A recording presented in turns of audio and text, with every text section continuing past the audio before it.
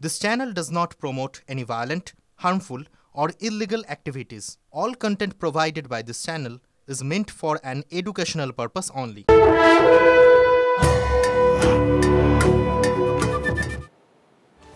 দীপ রাত পোহালেই দ্বিতীয় দফা নির্বাচন 272 কোম্পানি কেন্দ্রীয় বাহিনী আর 13,000 রাজ্য পুলিশ দিয়ে আগামীকাল 3 কেন্দ্রে ভোট হবে। আর এই মুহূর্তে ভোটের আগের দিনের ছবিটা ঠিক আমরা একটু জেনে নিই। আমাদের সঙ্গে আমাদের দুই সহকর্মী রয়েছেন, রায়গঞ্জ থেকে রূপক রয়েছে আর শিলিগুড়ি থেকে প্রসেনজিৎ রয়েছে। আমি একটু প্রসেনজিতের সাথে কথা বলি। প্রসেনজিৎ, দার্জিলিং লোকসভা কেন্দ্র এই মুহূর্তে যদিও আমরা বলি ধারে ভারে অনেকটাই বিজেপি এগিয়ে রয়েছে, কিন্তু ভালো ফাইট হবে, তুমি কি ছবি দেখতে পাচ্ছ?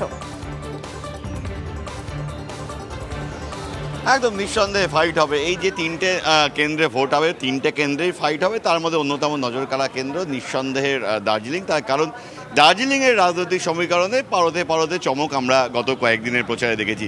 আমি একবার সরাসরি দর্শকদের দেখাবো। ভোটকর্মীরা কিন্তু তাদের ইভিএম এবং অন্যান্য যে সমস্ত সামগ্রী হাতে পেয়ে গিয়েছেন, আর কিছুক্ষণের মধ্যেই তারা বিভিন্ন যে বুথগুলো রয়েছে সেই বুথগুলোতে পৌঁছে যাবেন।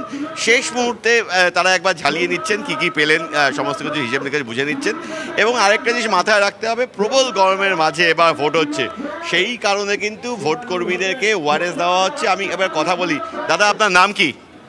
নাম পান্নালাল মন্ডল। এবার তো ওয়ারেস দিচ্ছে সঙ্গে গরমের জন্য? হ্যাঁ হ্যাঁ, অবশ্যই অবশ্যই। মানে যা সমস্যা হবে গরমের কারণে, প্রবল গরম। হ্যাঁ, গরম তো প্রচুর, সমস্যা তো অবশ্যই হবে। জিনিসপত্র সব বুঝে নিয়েছে? হ্যাঁ, দেখে নিচ্ছি, আমরা চেক করছি সব। কোনো আতঙ্ক ভয়? না না না, কোনো ভয় নেই। কোনো বাহিনী থাকছে? বাহিনী থাকছে, ক্যামেরা থাকছে, সবই থাকছে, ভয়ের কিছু নেই।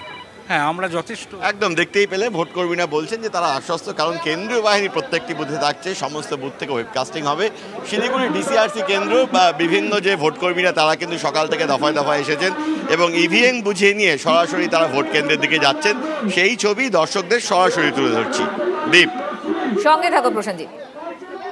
আমাদের আরেক সহকর্মী রায়গঞ্জ থেকে রূপক রয়েছেন আমাদের সঙ্গে। রূপক, লোকসভা নির্বাচনের এই দ্বিতীয় দফায় রায়গঞ্জে নির্বাচন কমিশনের কোনো মাথা ব্যথার কারণ রয়েছে কি, এবং কেন্দ্রীয় বাহিনী তারা কি সব বুথে থাকছে, কি খবর রয়েছে?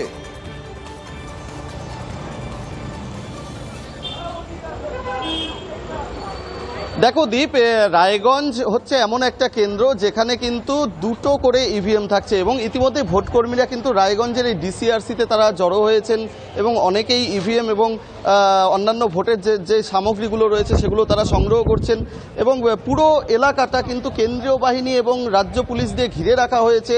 যে কোনো রকমের অপ্রীতিকর ঘটনা এড়াতে বা কেউ তীব্র গরমে যাতে অসুস্থ না হয় বা যদি কারোর শরীর খারাপ হয়ে যায়, অসুস্থ হয়ে যায়, তার জন্য মেডিকেল টিম রয়েছে, সমস্ত ব্যবস্থাই কিন্তু রাখা হয়েছে। তার পাশাপাশি উত্তর দিনাজপুর জেলায় 2টো পুলিশ জেলা রয়েছে। ইসলামপুরে রয়েছে 51 কোম্পানি কেন্দ্রীয় বাহিনী এবং রায়গঞ্জে 60 কোম্পানি কেন্দ্রীয় বাহিনী থাকছে। সুতরাং ভোটকর্মীরা যারা বলছেন, আমরা কথা বলেছিলাম, তারা কিন্তু বলছেন যে মূলত তারা কিন্তু কোনো গণ্ডগোলের আশঙ্কা ভোট কেন্দ্রে করছেন না যেহেতু বাহিনী থাকছে, কিন্তু তাদের মাথা ব্যথার কারণ হচ্ছে এই তীব্র গরম। সবটা মিলিয়ে কিন্তু এখন এই গরমটাও কিন্তু কমিশনের কাছে একটা বড় চ্যালেঞ্জ।